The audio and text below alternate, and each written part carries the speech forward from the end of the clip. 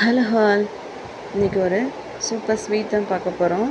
செய்யவே தெரியாதவங்க கூட இந்த ஸ்வீட்டை வந்துட்டு சிம்பிளாக செஞ்சிடலாம். இதுக்கு தேவையான இன்க்ரீடியன்ட்ஸும் பார்த்திங்கன்னா 2-3 பொருள் தான்.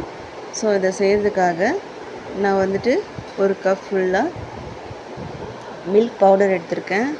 ஒரு பேனில் தாராளமாக நெய் சேர்த்துக்கோங்க. 3-4 டேபிள் ஸ்பூன் நெய் சேர்த்துட்டு ஒரு கப் ஃபுல்லாக மில்க் பவுடர், 3/4 கப்பு சர்க்கரை, 1/2 கப் பால் சேர்த்துட்டு நல்லா இந்த மாதிரி கட்டி இல்லாமல் மிக்ஸ் பண்ணி கொடுத்துக்கிட்டே வாங்க.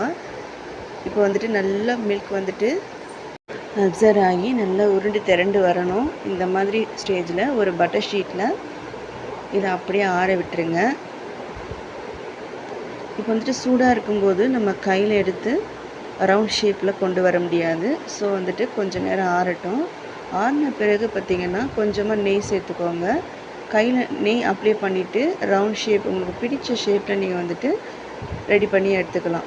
நான் வந்துட்டு ரவுண்ட் ஷேப்பில் லைட்டாக நடுவில் வந்துட்டு இந்த மாதிரி ஒரு ப்ரெஸ் கொடுத்துட்டு ஒரு பாதாம் வந்துட்டு வச்சுக்கிறேன். மில்க் பீடா ரெசிபிக்கு இந்த மாதிரி நீங்கள் கண்டிப்பாக ட்ரை பண்ணி பாருங்கள். ரொம்பவே அட்டகாசமாக இருக்கும். இதே மாதிரி எல்லா பீடாவையும் நீங்கள் ரெடி பண்ணி எடுத்துக்கணும். சூப்பரான மில்க் பீடா ரெடி.